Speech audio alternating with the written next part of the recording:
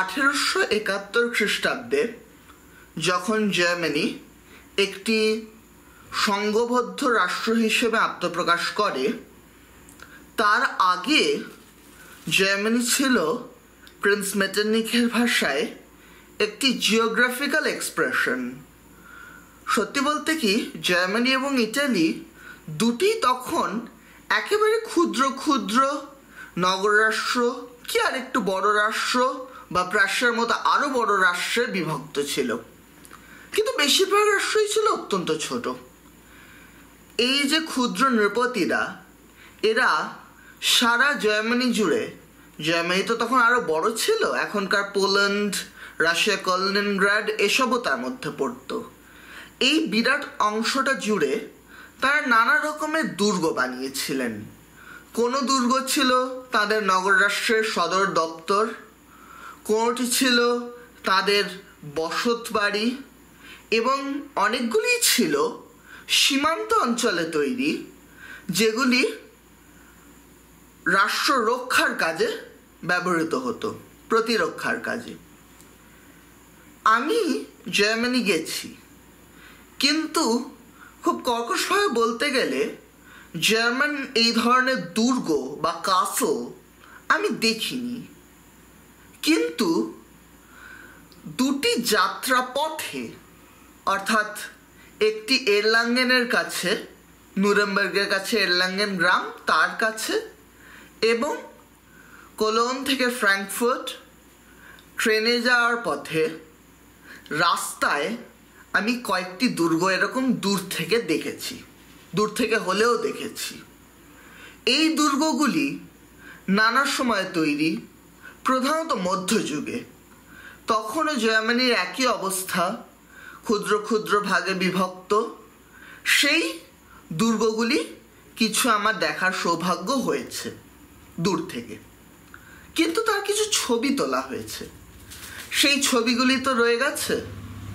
আজ 10 বছর পর সেই দুর্গগুলির ছবিগুলি ব্যবহার করে আমি একটি ছোট্ট তথ্যচিত্র উপহার দিচ্ছি, যে তথ্যচিত্রে আমরা সেই সমস্ত দুর্গগুলির সংক্ষিপ্ত ইতিহাস জানতে পারব। খাপে খাপে দেখা যাক। প্রথমে দেখি স্যাক্সনি অ্যানহাল্ট বা আনহাল্ট, এই প্রদেশে আমরা কি কি দুর্গ দেখেছি। এই যে দুটি দুর্গ, এগুলি আমরা দেখেছিলাম জার্মানির ছোট্ট শহর এরলাঙ্গেনের কাছে। দুর্গ দুটির মধ্যে প্রথমটির নাম হচ্ছে রুডলসবার্গ। এই রুডলসবার্গ হলো একটি এই অংশে প্রসিদ্ধ দুর্গ, যা তৈরি হয়েছিল 1050 সালে। এটার আর একটু বর্ডার বাড়ানো হয়েছিল 1150-এ। নাউমবার্গ নামক স্থানে এই দুর্গটি একটি পাহাড়ের মাথায় অবস্থান করছে। আমরা যা দুর্গ দেখব আজকে, তা সবই এরকম পাহাড়ের মাথায় অবস্থান করছে। এর ঠিক কাছে আরেকটা দুর্গ রয়েছে, সেটার নাম হচ্ছে সালেক, সালেক কাসল। সালেকের খুব বেশি যে আর অবশিষ্ট আছে এটা বললে মিথ্যা বলা হবে। দুটি স্তম্ভ দাঁড়িয়ে আছে এই 1200 সালে তৈরি দুর্গের। রুডলসবার্গ কাসলটা ছিল আসলে নাউমবার্গের বিশপের, আর সালেক তৈরি হয়েছিল শেখেন ভন সালেকের দ্বারা। এই শেখেন ভন সালেক ছিলেন একজন নোবেলম্যান, অর্থাৎ একজন নৃপতি, স্থানীয় নৃপতি, থুরিঙ্গিয়া নামক জায়গার। এই দুটো দুর্গ তো হলো। এবার চলে আসবো রাইন নদীর ধারে। কোলোন থেকে ফ্র্যাঙ্কফুর্ট যাওয়ার পথে এই দুর্গগুলি আমরা দূর থেকে দেখেছি। হয়তো এরকম আরো কিছু দুর্গ দেখে ফেলেছিলাম, যার দুর্ভাগ্যবশত কোনো ছবি আমাদের কাছে আর নেই। যাই হোক, প্রথম দুর্গটির নাম মার্কসবুর্গ কাসল। 1117-তে তৈরি এই দুর্গটি তৈরি করেছিলেন এপস্টাইন পরিবারের নৃপতিরা। এটা রাইনল্যান্ডের সুরক্ষার জন্য তৈরি দুর্গগুলির মধ্যে অন্যতম, এবং এখানে রাজপরিবার থাকতেন না এরকমই ঐতিহাসিকরা অনুমান করেন।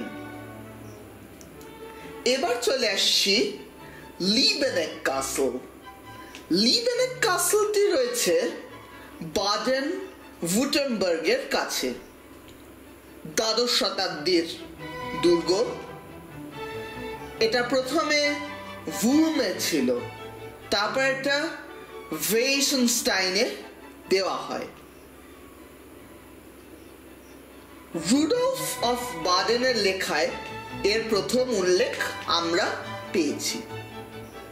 1828-এ এই জঙ্গলের মধ্যে অবস্থিত দুর্গটিকে পরিত্যক্ত করা হয় এবং প্রায় ধ্বংসই করে দেওয়া হয়, যাতে, আমি উদ্ধৃতি দিচ্ছি, নো রিফরাফ উইল ফাইন্ড শেল্টার দেয়ার, বা জার্মান ভাষায় বলতে গেলে গেসেন্ডেল ডট কেনেন উন্টারশুলফ ফিন্ডেট।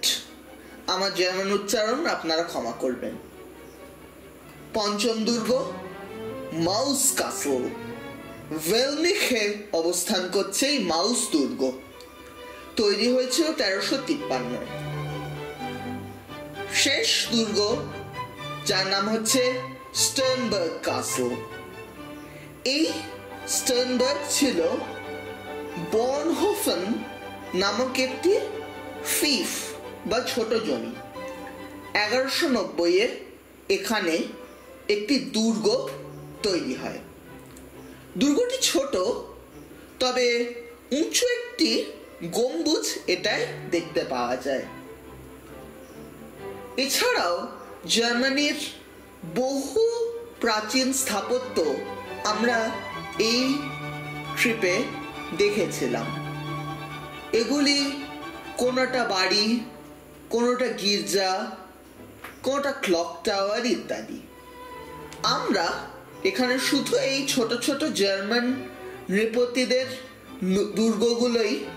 নৃপতিদের দুর্গগুলোই গণ্য করলাম, কারণ এইগুলোর ইতিহাস জানতে পারলে জার্মানি, তার বিভাজন এবং তার ঐক্যবদ্ধ হওয়ার ইতিহাস আমাদের কাছে কিছুটা হলেও স্পষ্ট হয়।